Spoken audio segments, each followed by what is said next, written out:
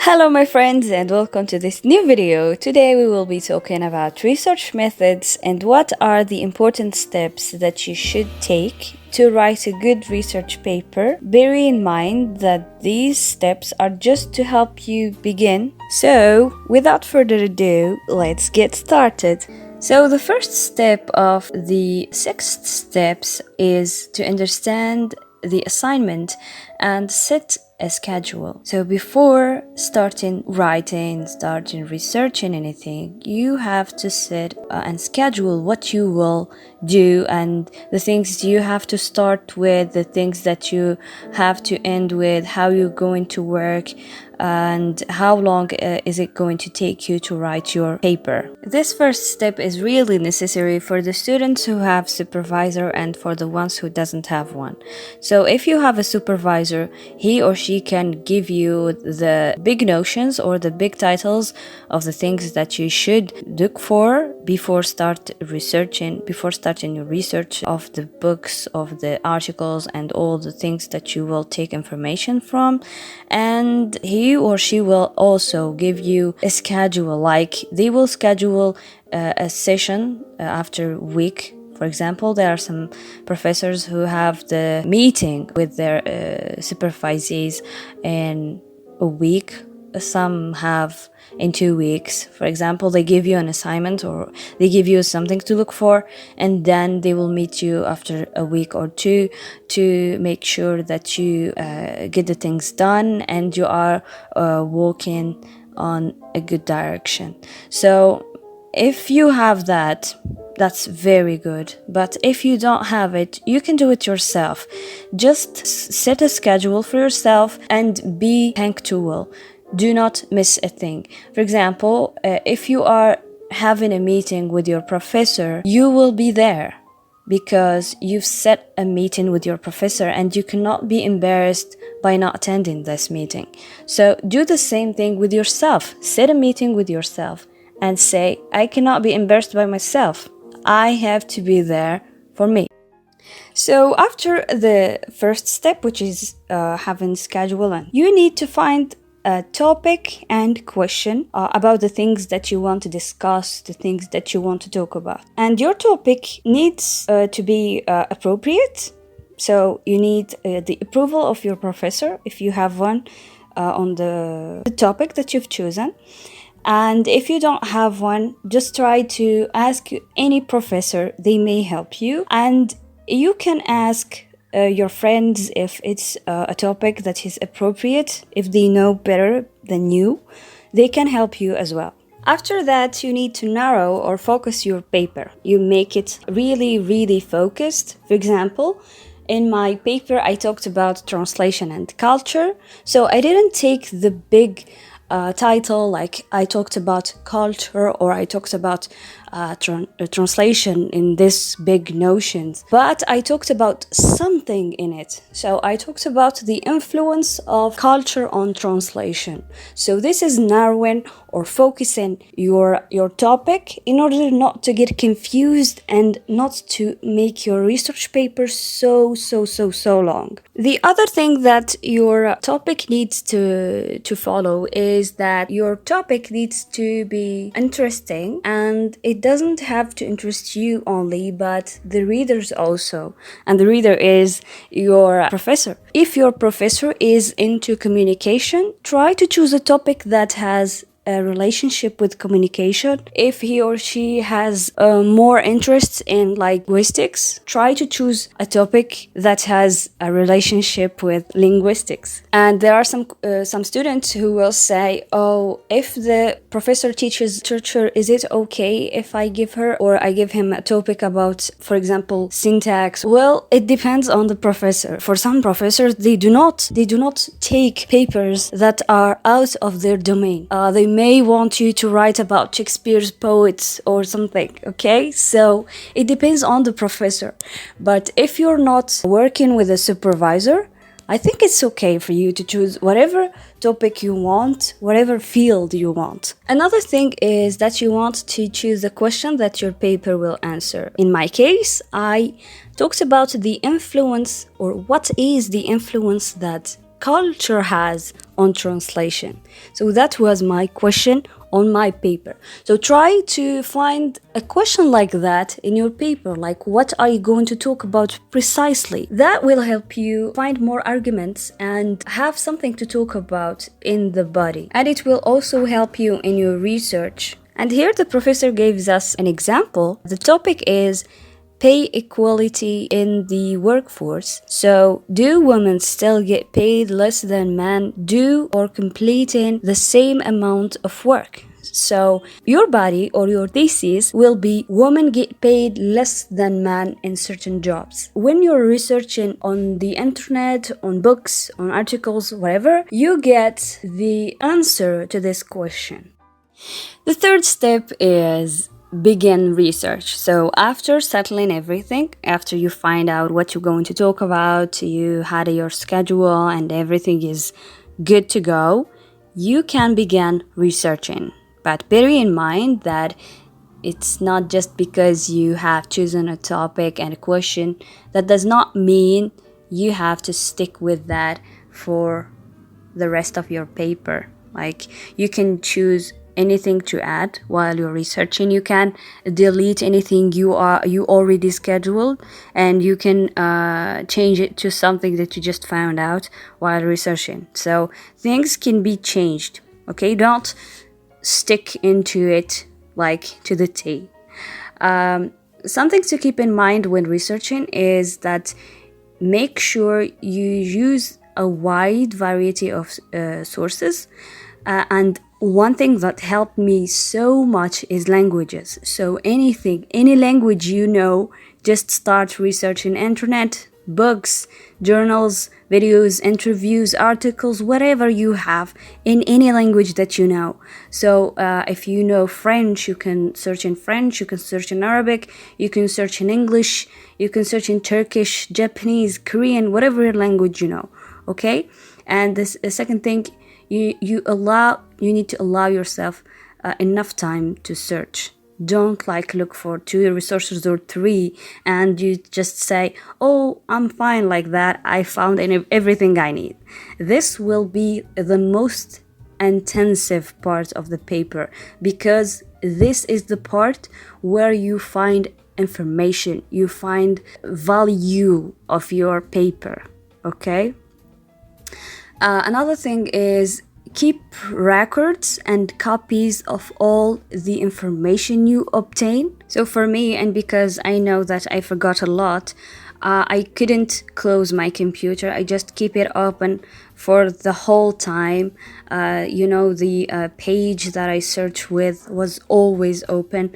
I keep my history and all the things I've searched for there. I don't delete anything, okay, in case I want to go back and see what I was looking for or what I was searching, and because it's really stressed step, you can forget a word and go back to search for it in the article you were reading, and then you find yourself like, what was the name of the article again?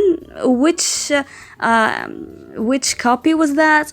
Was it the first copy? Was it the one that was printed in 2011 or something? Okay, so keep track on the things that you're searching, and you can just have notes, write everything you can write, keep on a piece of paper or near you, or just open a note in your computer or your phone. If you're using your phone, just open a word or a note or a message even, and write everything you need to write down there. So from your resources, you need to take the title of the article or book. You need to take the date it was published or the copy written. You need to take the authors and publishing company and a page used, okay, because you're going to need that in referencing the resources that you've taken. Another thing is that you put your information into your own words. You need to paraphrase the information. That will help you write the information in your own words in order not to get the information stolen, okay? And if you took the quote directly from the source, make sure to keep the source and where you take it from and where it is in your research paper. Also, if you are writing a summary or if you are writing conclusions from a material, you need to have reference of that as well, because when you are writing these information, you need to refer this to the one who said it. The last thing that you should do is look specifically for details that support your thesis or question. Sometimes background information is also necessary while writing something about a thing that has to have a background. For example, for the people who are writing about novels, they are required to tell the background of the writer sometimes, because that will help the reader understand the circumstances that help the writer write this novel, this poem. Okay, so bear this in mind. The fourth step is to construct an outline. So once you have collected all the research, it is helpful for you to organize all these thoughts into an outline. So I will show you here how your outline should look like. So the first thing is introduction, which is the thesis statement you have written already. The second thing is the main heading, the idea of paragraph 1, and it contains 3 supporting ideas.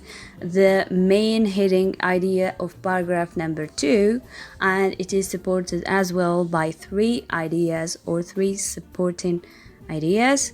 And the main heading idea of paragraph number 3, it should be supported by 3 details or 3 supporting ideas. And the last thing is the conclusion. But when I was writing my research paper, my supervisor gave me an advice, and she told me that the last thing that we should write is the introduction, because as we said before, you do not know which idea you're going to omit, which idea you're going to add, and if you write your introduction in the beginning, you have to change it after that if you delete it or if you added new information, okay? Because the introduction is the thing, is what tell us what is in the body, what is in your thesis statement. So it should be the last thing to be written, because when you are finished, you know all the things that you talked about and you can summarize everything in your introduction. Try to ensure that each paragraph contains approximately the same amount of information, depending on how organized your outline.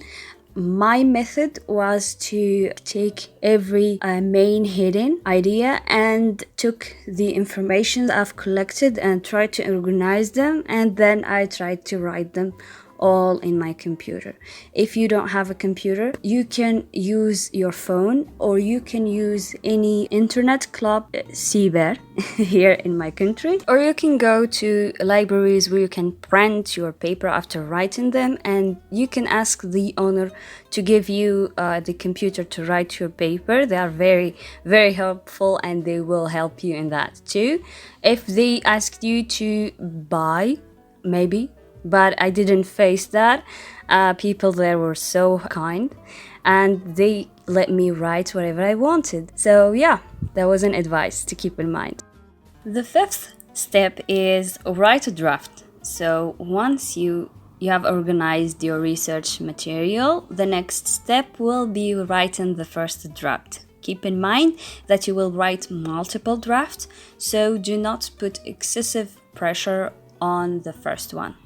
Some things to keep in mind when writing a draft is try to write with your own voice. Don't just spit out researched information, add your own conclusions and thoughts. So that was the first advice that my supervisor gave me. She told me that I need to say the information in my own words, okay? They will hate you if they found that you've written the information as it is from the source. The other thing is that you have to remember to cite your sources when you use them, even if it's just a draft, because that will help you know when you are using your resources and when you are saying your own thoughts. The other thing is, once you have written a draft, proofread it, because that will help you correct the things that need to be corrected and change your sentences if you don't like them, correct grammar mistakes, orthograph mistakes, whatever, punctuation mistakes, because that will diminish your mark if they still there. That's why you need to proofread it. And yeah, if you need to write another draft, just do it. One more thing, try to keep your information as organized as possible, because that will help the reader understand what you are trying to say. And the reader in this case, as I told you before, is your professor. So if he or she does not understand what you're trying to say, you know what will happen. The sixth and final step is write a final draft. So after you have revised your initial draft, you should compose a final draft. This draft should have very few errors, have a clear organization, and be formatted correctly.